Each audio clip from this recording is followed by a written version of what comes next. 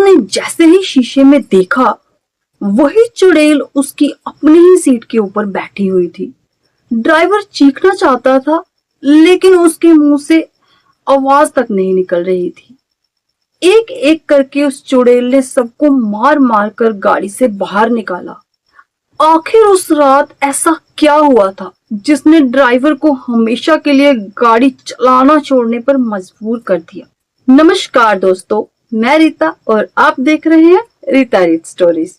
आज की स्टोरी है ड्राइवर की, एक ऐसी घटना जो उस ड्राइवर के साथ हुई थी। वैसे आप में से भी बहुत से लोग रात के समय ड्राइव करते होंगे।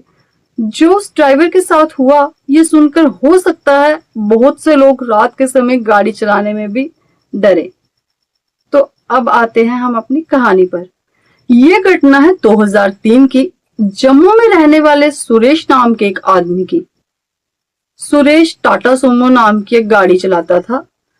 वो टूरिस्ट को छोड़ने और लाने का काम करता था। एक दिन सुरेश सवारियों को लेकर जा रहा था। बीच रास्ते में गाड़ी का टायर पंचर हो गया। उसने स्टेपनी निकाली और टायर को बदल दिया।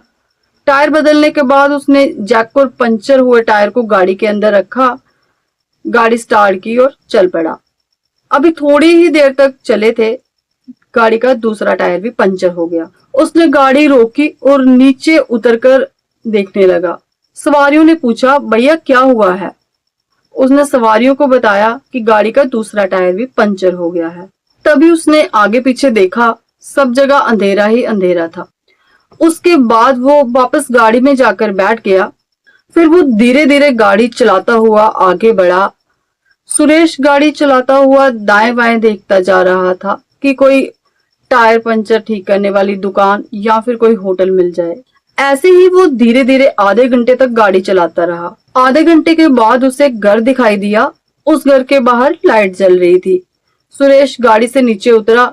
नीचे उतरकर वो उस घर की तरफ चल पड़ा। वो घर के बाहर गया और उसने गेट को खटखटाया। उसी गेट के अंदर से एक आदमी बाहर आया। उसने पूछा, क्या हुआ? सुरेश ने उसे कहा कि मेरी गाड़ी का टायर पंचर हो गया है, क्या यहाँ आसपास कोई टायर पंचर की दुकान होगी? उस आदमी ने कहा, यहाँ से 15 मिनट का रास्ता है, वहां पर पंचर की दुकान है। सुरेश ने उसे शुक्रिया कहा और जाकर वापस गाड़ी में बैठ गया। उसने गाड़ी स्टार्ट की और आगे चलने लगा। अभी 10 मिनट तक ही उसने गाड़ी चलाई थी तो उसे एक ढाबा दिखाई दिया। उसने जाकर ढाबे के बाहर गाड़ी रोकी और सभी पैसेंजरों को बोला कि आप लोग जाकर चाय पानी पी लो, तब तक मैं गाड़ी का टायर बनवा लेता हूँ।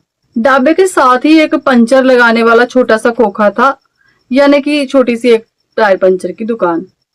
सुरेश ने गाड़ी का टायर निकाला और जाकर पंचर वाले को दिया और उसे कहा, गाड़ी का ये दूसरा टायर भी पंचर हो गया है, देखना कहीं इसकी ट्यूब तो नहीं फट गई। अगर फटी हुई हो तो इसको बदल देना।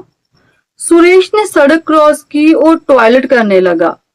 झाड़ियों के पीछे से उसे कुछ अजीब सी आवाज सुनाई दी। वो पेशाब करके थोड़ा सा आगे बढ़ा। उसको एक औरत दिखाई दी। जैसे ही उसने औरत को देखा, औरत चलने लगी।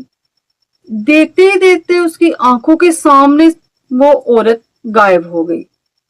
सुरेश उसे देखकर डर गया। सुरेश भागता हुआ जाकर गाड़ी के अंदर बैठ गया।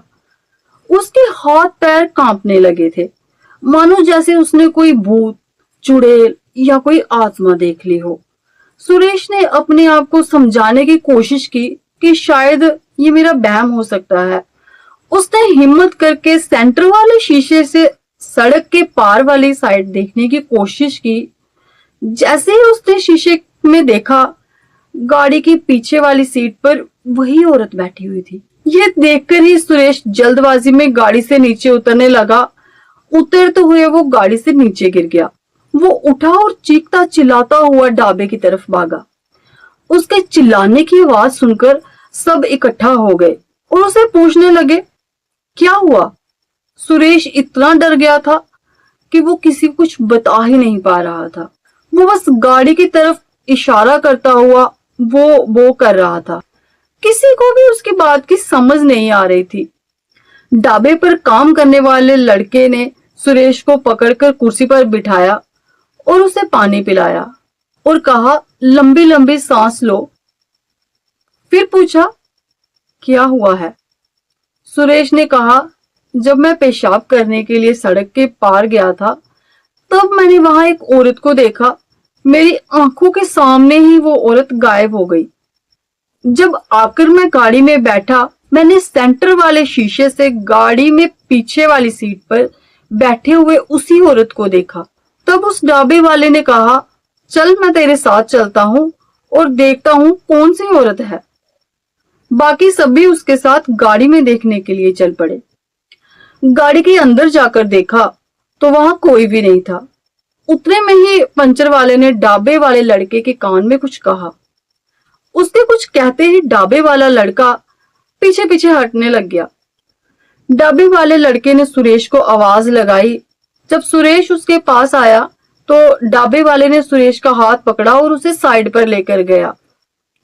उसने सुरेश को कहा, जब तुम यहां से जाओगे गाड़ी के किसी भी शीशे को मत देखना। मेरी मानो तो गाड़ी के शीशे बंद ही कर देना। सुरेश ने कहा कि वो कौन है? ढाबे वाले ने कहा कि भाई तू मुझे माफ कर, मैं कुछ नहीं जानता। मैं जितना जानता था उतना तुझे बता दिया है।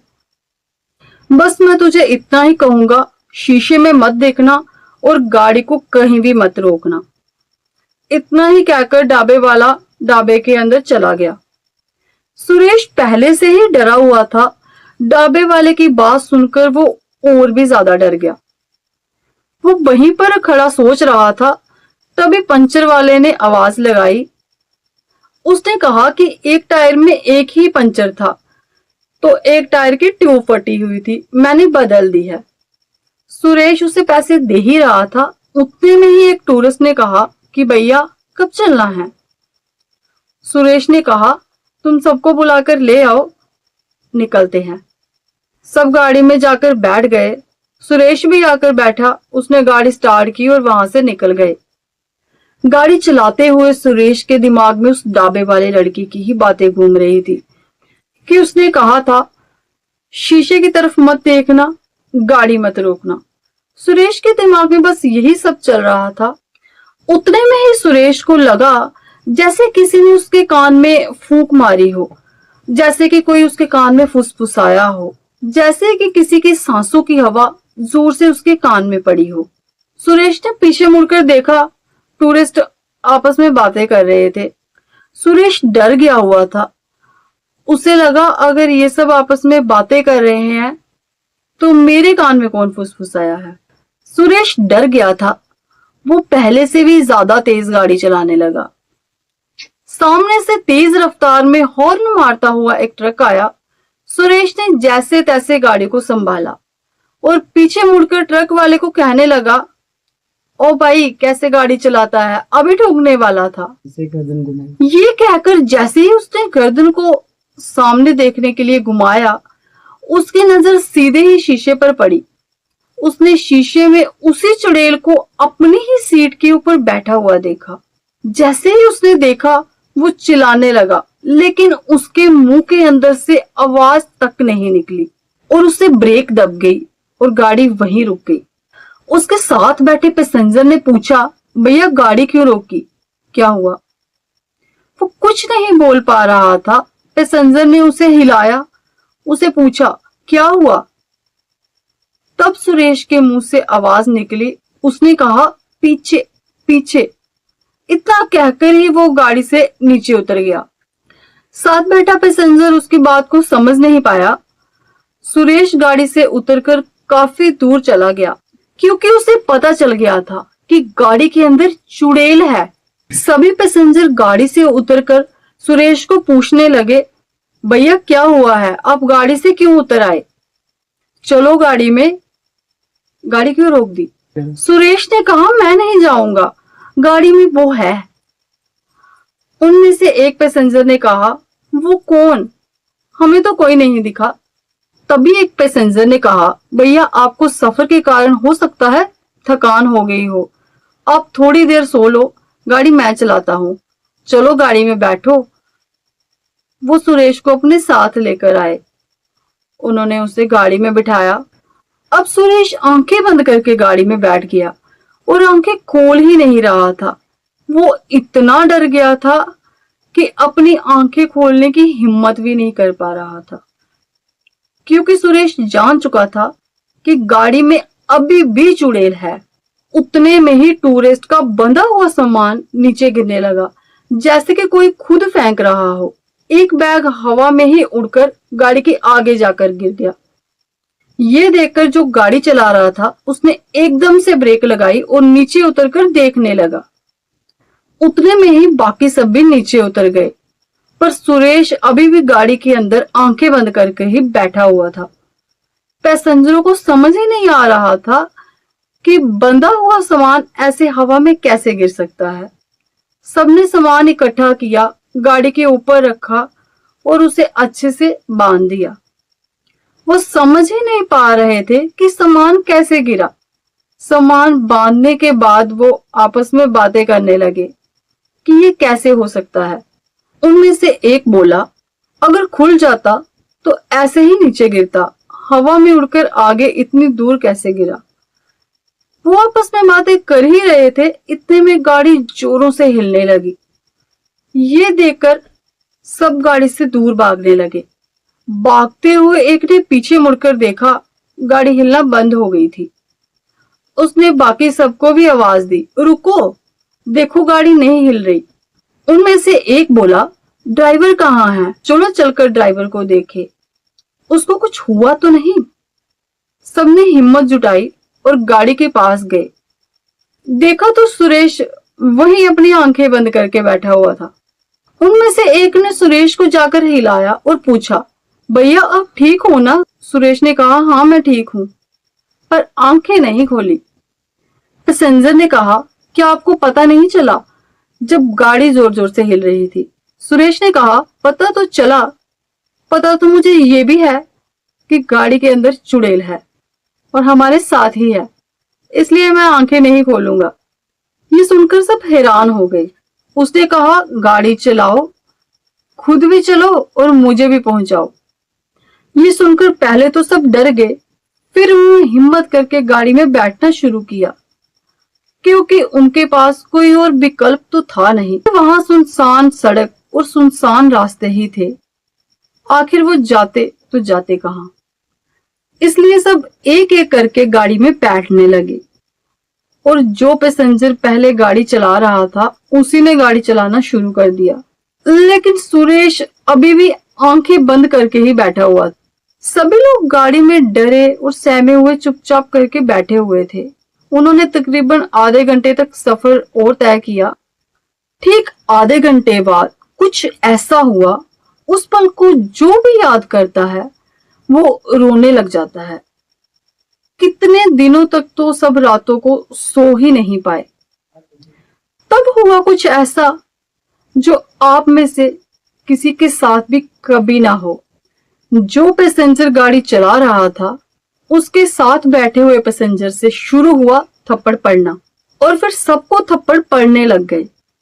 थप्पड़ कौन मार रहा था कुछ दिखाई नहीं दे रहा था। सभी डर के मारे चिल्लाने लगे, पर थप्पड़ों का सिलसिला रुक ही नहीं रहा था। गाड़ी रोकी और सब भागने लगे। एक पैसेंजर ने सुरेश की बाजू पकड़ी और उसको भी खींचकर अपने साथ ही भगाने लगा। जैसे ही उसने सुरेश को खींचा, उसकी नजर चुड़ैल पर पड़ी। उसने कहा, चुड़ैल। वो सुरेश की बाजू छोड़कर भाग गया। सुरेश भी उसके पीछे पीछे भागा। काफी देर तक वो सब भागते रहे। सारी सड़क खाली थी और अंधेरा ही अंधेरा था। भाग भाग कर जब वो थक गए तो वो बीच सड़क पर ही बैठ गए। ना कोई आगे और ना कोई पीछे। उन्हें अंधेरे, पेड़ों और झाड़ियों के अलावा और कुछ भी दिखाई नहीं दे रहा था। उन्होंने पूरी रात सड़क पर बैठकर ही निकाल दी। सुबह हिम्मत करके सब गाड़ी में बैठे। फिर जाकर सुरेश ने गाड़ी चलाई और उन सबको उनकी मंजिल तक पहुंचाया। सारा सफर उसने दिन में ही तय किया और वापस आकर मालिक को गाड़ी लौटा दी। उस दिन के बाद सुरेश ने कभी भी गाड़ी नहीं चलाई और जाकर एक फैक्ट्री में काम करने लगा। सुरेश बताता है कि मैं अब भी रात के समय कहीं आता जाता नहीं हूँ। तो गाइस, ये थी सुरेश की कहानी। अगर आपको भी कहानी अच्छी लगी है तो हमारे चैनल को सब्सक्राइब करें, और आपके साथ भी अगर कोई ऐसी ही रियल घटना हुई है तो हमारे साथ शेयर करें, और हाँ, एक प्यारा सा कमेंट जरूर करें। तो मिलते हैं एक नई कहानी के साथ।